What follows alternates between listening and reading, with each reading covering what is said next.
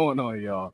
Millionaire Podcast, episode number, I don't know what number we're on, but we're still recording. We're still dropping these new episodes. So we got, of course, the OG Andre C. Hatchet in the building, mobile notary, $45 million notary community, killing the game, hasn't stopped, didn't let Joe Biden set him back. And he's not letting Donald Trump set him back either. What's going on, brother? What's up, man? Happy to be here. Happy Sunday to everybody. Let me close this door.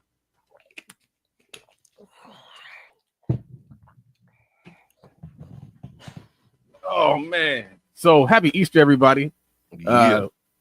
He is risen. Shout out to risen. Everybody that's taking the time to go to church today, celebrate with their families, have a good meal, show the kids some love, give them their Easter baskets and whatnot. Mm-hmm. But yeah, the topic came up yesterday. Andre was on there. He had a question, so we're going to discuss it a little bit. Dre, what's going on, man? What is up, Charles? Yeah, I came on with a question, and it was, what is it that irks people about other people selling information? Now, of course, it's not everybody, not everyone's irked. Some people see the value. Some people see the value, but they don't want to do it. But some people just hate it. Like, it's just in them, like, you sell information and you scam. But college, not scam. A trade school, not scam. Even books, not scam. But the program / course / online training, scam. And I can't for the life of me I have some reasons, and you can give yours too. But yeah, what's your thoughts on this, Charles? It's wild. I think, I've given it a lot of thought. I think part of it is the business model is so unique in that you can essentially create money out of thin air. Yeah. And to a lot of people, if they can't see it, they can't touch it, they can't feel it, they question it. And so I think that plays a part. But that's also what makes the business so attractive. If they can't see it, if they can't touch it. So like this here, I can touch. But it's intellectual property. So intellectual property, I can't take that seriously because it's in your head. Mm-hmm. Damn. Okay, that's good. So I think that plays a part. But what I was gonna say is that's what makes the business so lucrative is the fact that, and this is why I transitioned to it. So my very first business, online e-commerce business, was selling neckties. Mm-hmm. And so in the beginning, I would like buy the ties, take pictures of the ties, post the ties. Actually, that was how I wanted to start the business. Then I got hip and I realized what I could actually do is advertise the ties, sell the tie, and then buy the tie, and then ship the tie, and then just add my markup. And so that was pretty cool. It was working. I kind of turned that business model into a model that can allow you. See, the thing is what a lot of people have to realize, a lot of us aren't starting from millions of dollars of money just sitting in the bank. A lot of us aren't starting from, I can go get a loan, I can get business credit. So we have to kind of be creative with these things. Sometimes creativity can get looked at as a scam because they've never seen it before. If it's new, it's novel, it's innovative, it's forward thinking, they're like, nobody else has done this before. So then that must mean it can't be done or it shouldn't be done. Mm-hmm. So I think that kind of plays a part. One of the things I came up with, and Bruce had saw the tail part of the interview, and he texted me. And one of the things I think as well is who do you think you are? Yeah. How dare you? You're not better than me. What does he know? YouTube has everything. ChatGPT has everything. Why go pay? Then there's he's black. Just give it away. Yep. I just want to talk to you for an hour on the phone. What do you mean I got paid to talk to you for an hour? Like, all right, so give me your boss's number at IBM. I'm going to tell her that you're going to work for free for tomorrow so we could do a trade-off. Then there's another thing. So who do you think you are? You're black. And what you said, it can't be touched. But you can't touch Beyonce at the concert. You just got to look. You just gotta look, and I want to show you guys something because I do think there are some unethical people who sell information, who sell a lifestyle more than anything else. But let's just get some context, right, Charles? All right. Can you see this number here?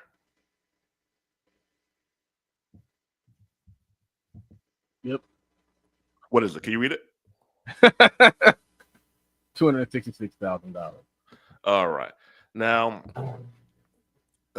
as you guys know, I have a successful mobile notary community, and I want to show you this. So it's not just income. So I made $125,000 from one course. I hate the word course; it's overused.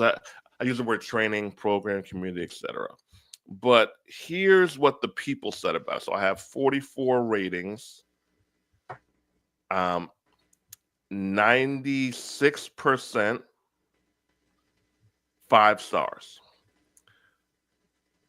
2% 4 stars, 2% 1 star, right? Can't see the. I don't know if you changed screens. I did. Okay, cool. All right, let me go here. So see it now. So this is 4.9 rating out of 5 stars. So 44 ratings, 96% 5 stars, 4% 2 stars, 2% 1 star. So this is, most people will take this, right, as a win. How is this unethical? How is this bad business? It's a fair exchange of value. I got great at something. I'm helping you become great at something. The high majority of the people love the thing. And I think that, like, I hear what you're saying here, but I also feel like we have to give people the permission to create things and sell things that might not be that great. And hear me out. You go to a restaurant and the food's not good, you might not like the food, but you're not going to be like, that was a scam. You got some food. You got a burger. It might not have been the best burger. It might have been some Whataburger when it could have been In-N-Out. In-N-Out makes a better burger, but I'm not going to go over here and say Whataburger is a scam. But the thing is I think that some of the things that I think that have kind of ruined course culture has been the oversaturation of the course market. Yes. And I believe in that. Y'all might not believe in it. I believe in it. But then also you have people who will take somebody else's course and then create a course off of the course that was created. So that kind of ruins the market as well. And so it's like we have, as a community, we have to start to see somebody do something that works for them and let it just work for them, and then go find something that works for you. And then you guys can support each other instead of saying, man, it's like Lil Duval said recently. He said, it's not so much like I'm inspired by what you did. Let me see what I can create. It's, if it works for you, it can work for me. The same exact thing. Yeah, the same exact thing. It's interesting. But as far as, so I was doing some numbers. So most of my friends earn 125, 150, 250 plus a year. And damn near all of them in business, and I mean, what's the damn near all of them? I mean, 90+% of them have some kind of mentorship or have some kind of mentorship, whether it be consulting, they go to workshops, they're doing something to enrich themselves and to get information from other people to help them achieve these numbers. When people say you don't need this, you just need YouTube. Well, since YouTube is free, why isn't everybody making 125, 250, 500 plus a year? Because people need people. People need guidance, people need information, and people need the belief. There's something about a belief when you are hearing it from somebody who you're close to. I say, I can do this. And strategy. I am all for paying somebody. I have a Google Places listing for minority business. I don't know what happened, but I'm not getting any leads. I pay somebody, one of my old students actually. I was like, hey man, can you go in here and figure something out? He's like, yeah. So he went in there, did some stuff. I said, how much? 150. Cool. I didn't try to do it myself. Why am I just doing that? I mean, one notary job is 200, 175. The do it your own. Shout out to my man Dr. Umar, but the head honcho, do it your own. I don't need anybody else model. Yeah, that could have you building a school for 14 years when it could have been done in 3, like my man Randall. I take no pride in being an island, bro. None. Oh, I'm an island. No, I am not. I have friends all over the place. You, like that's that's how I roll, man. It's very true. This is very true because that's one thing that I realized just in the beginning is, and I've always said this: business and investing are a team sport. Yeah. And so part of a team is a coach. No matter how good you are, you got a coach. You got assistant coaches. You got trainers. You have bingo. All that stuff. All that stuff comes into play, bro. And I encourage people, man. And I've seen people on TikTok and on social media sites say, "Oh, I would never pay somebody." The ego of people who aren't where they want to be is insane. People who aren't where they want to be, Charles, have the biggest egos. Very true. And they know everything. They know everything. If YouTube was going to get you what you wanted, you'd have been had it already. YouTube been around for decades. I would rather I would rather take 8 months to figure something out that I could have paid someone $50 for, $200 for, that could help me earn an extra $1,000 a month, $2,000 a month. But I'm going to take pride. It took me 8 months, but I didn't pay her. I did not pay her $50 for 20 minutes of her time. No, it took me 8 months. I did it on my own. People are, life is short, man. I will say that, and this is the same thing that I kind of said on the podcast the other day, is we also got to figure out ways to meet people where they are. And so I feel like one of the things that I tried to do, and I did do, was make the content affordable. I wanted to make it so it was a fair exchange. You did. And I think that I've seen other people do like payment plans or pay what you want, whatever that is, so they can kind of like meet the people where they are. I'm not really a fan of the high price stuff. What's high price to you? I would say high price to me is $3,000 or more. Okay. But that's just me. I don't know. Maybe I got an ego.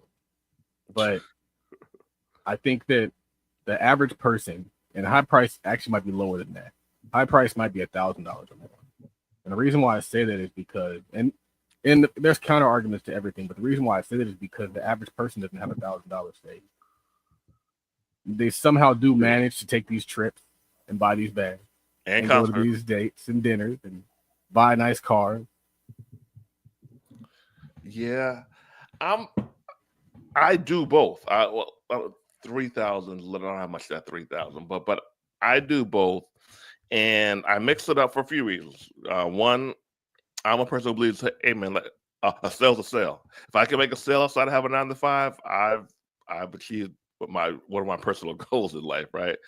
And yeah, some people don't know you yet. They don't know if they like you or trust you or how good you are, so they want a warm up. And yeah, some people can't afford it. But have you seen with the lower price stuff? Have you seen more issues with clients than the higher price stuff? I think if it's too low, yeah. When it's too low, okay. Like for example, I want to say when I launched the book on options, I only charged $1. And how annoyed were you? Very.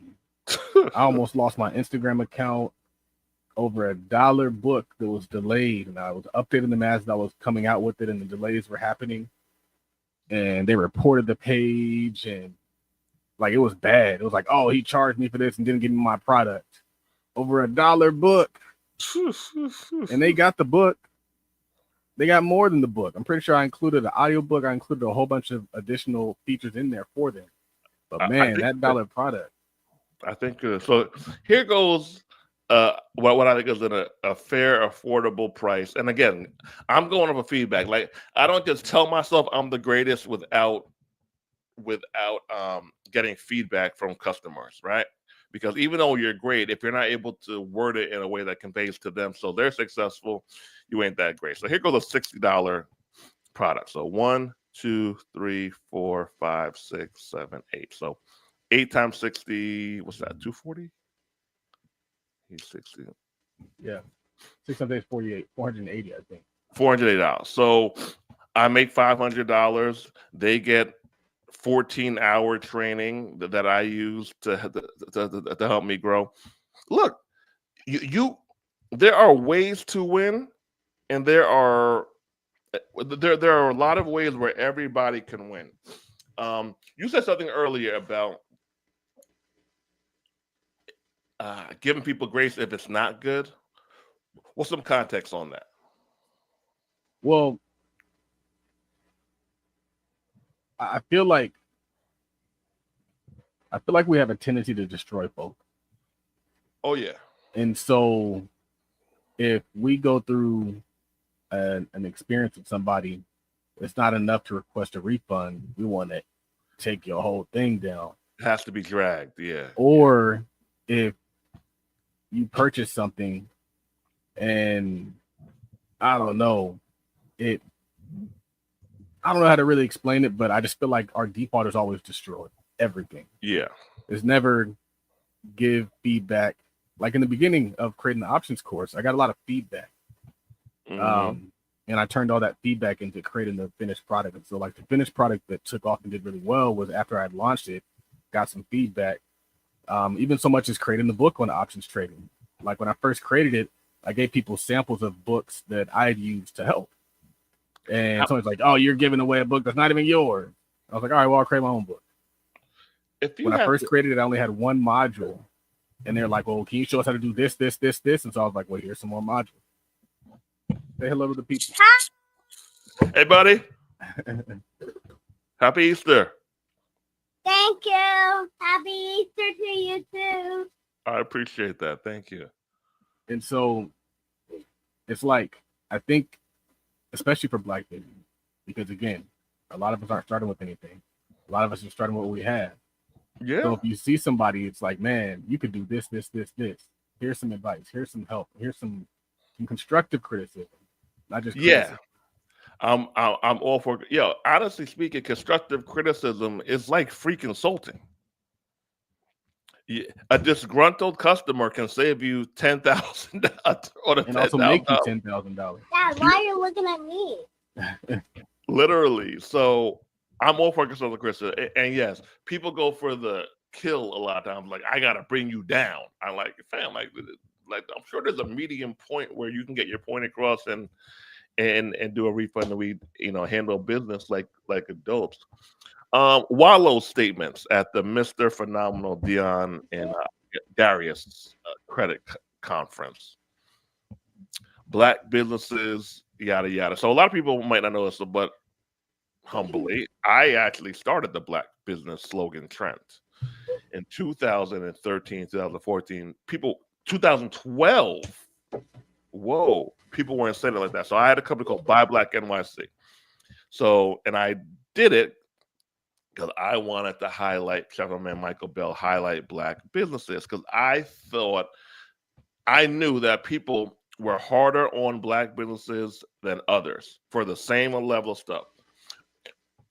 McDonald's not out of barbecue sauce, no big deal, it happens. Shelly runs out of barbecue sauce, man, look at you Black girl, that's why I ain't coming back no more. And I did the Black Business Challenge just before I even met you. So I went around with a video, promoted Black businesses just for the year, got cool with Boyce, Jay, and it became a thing. So I actually started the slogan in the new era for in the recent era of promoting Black businesses. Saying you're Black, buy from me was never really the thing in that I intended. It was give Black businesses a fair shot and highlight where they are, which I feel that we did. I do think some people lean on it too much. I also think that we have come a long way as far as patronize. I'd rather use the word patronize than support because it's a fair exchange. It's not a donation. It's a fair exchange. So I hear what Wallow was saying, and I also understand why people are upset with him. But I'm a believer. Look, I pulled it up, Charles. Yeah, pull the video because I haven't actually seen the video. Okay, if I don't have the headline, if I don't have good reviews on something, I'm gonna take it down and go fix it. I thrive. So perfection, I believe, is a myth. I believe perfection is a myth. I do believe in being DAM and good. And I think most people are very satisfied with buying from somebody who is DAM good, and they're at peace with that. All right, so let's do it, Wallow. Black business.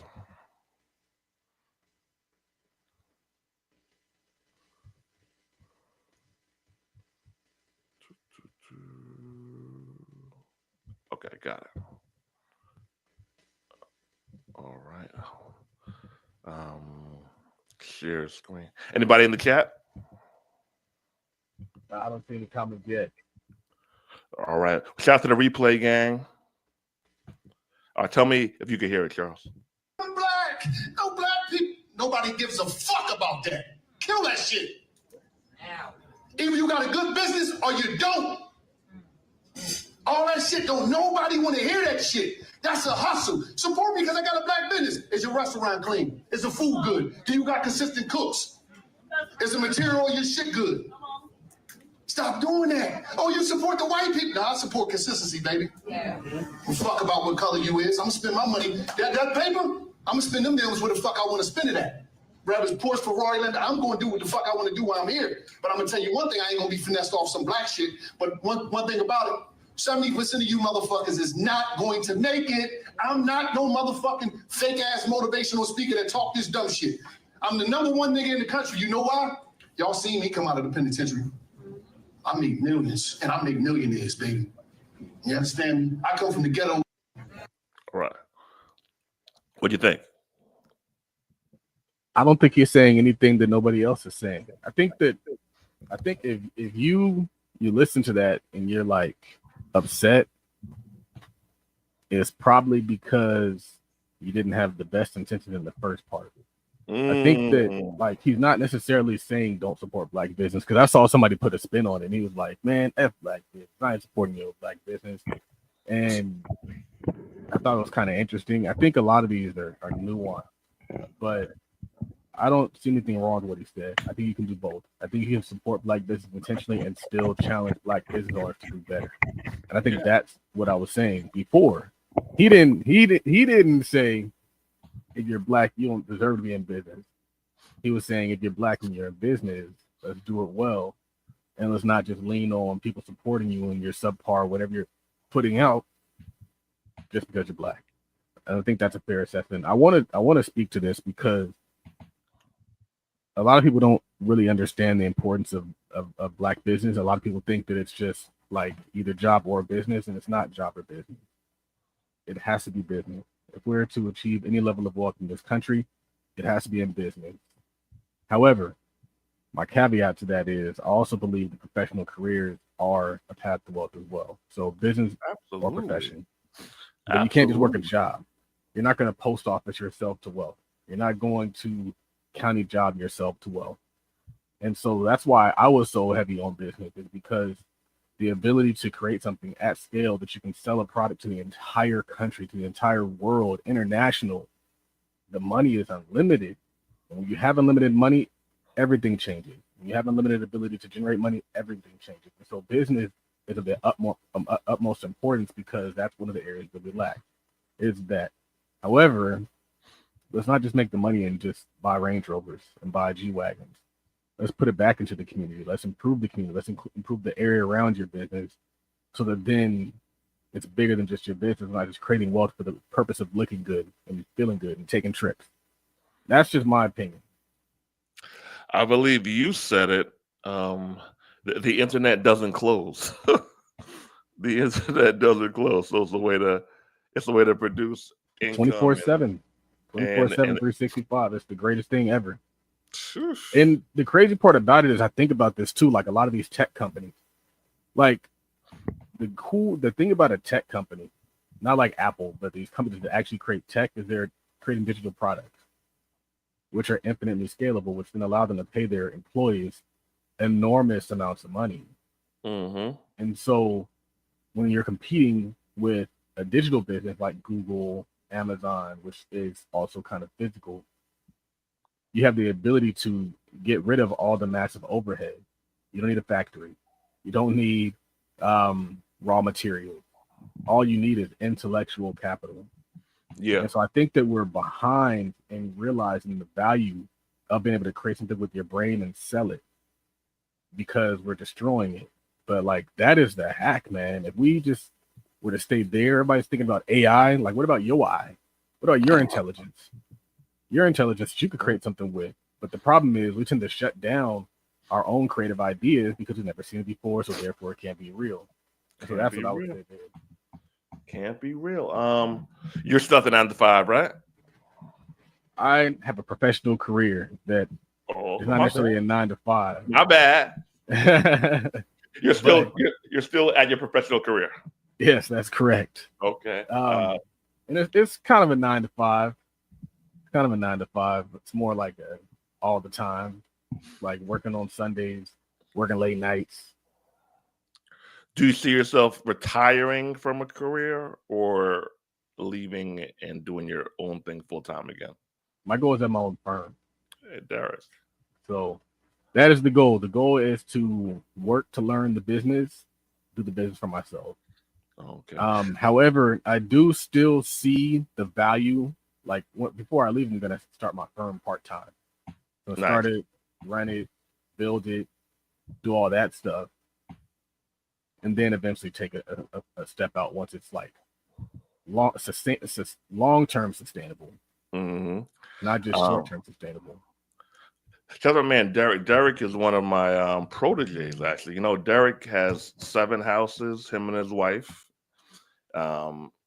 She also has a nursing degree.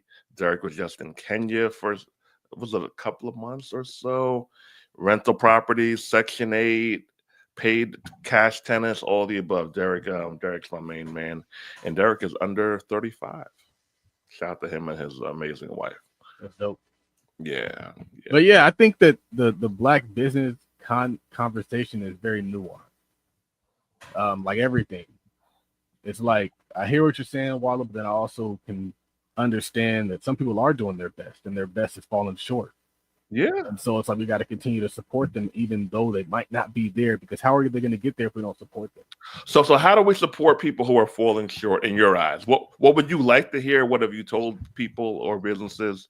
What's a respectable way to do that? I think that you contribute your skills to helping them grow, whether it's through advice, whether it's through coaching, whether it's through marketing, whether it's just through sharing their stuff, whether it's through giving them recommendations, giving them feedback, anything that's constructive, but anything that's destructive is not necessary. And if it is going to be done, it should be done between you and that person privately, not on the internet, not on the street. So I think you're right. So, and I think it actually can be done respectfully in public as well. There's a lady who won $100,000 on InvestFest. Did you see her? She won. She the juice company. I had saw it, and I saw. Oh, okay, great. Let me go grab some. And I saw that she wasn't selling them yet. So I made a very respectable video saying, great, congrats to her. But what I would do is I would immediately have sales ready to go, pre-sale link, whatever, ready to go with all the notoriety. I made a video, sent it to her, and I said, "Hey, I made this video. If you find it offensive, I'll take it down." No problem. She said no. She liked it. She appreciated it. And her and I became friends. Her and I are actually friends now. And I bought some juices. Anthony bought some juices. It rocked out. So yeah, you can be respectful. And my thing was her like, yo, you are hot. She was waiting for the perfect website, waiting for the love. Like, there is no perfect, sister. You are famous. But get those sales and get them coming in now. So shout out to her. She is a great lady. Dre, and that's the problem with overly critiquing black businesses is then they feel like they have to be perfect before they do anything. They have to be fully funded before they do anything. They have to get that $100,000 thing before they do anything instead of launching with what they have and improving it. And so this is why I've come to the conclusion that the hate is just a part of business. The hate is just a part of being big.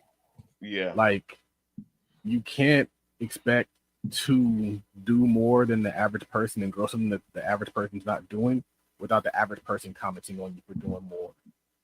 And so, like, black business, I don't care. The fact that you're out there doing it, promoting your product, building your product is great.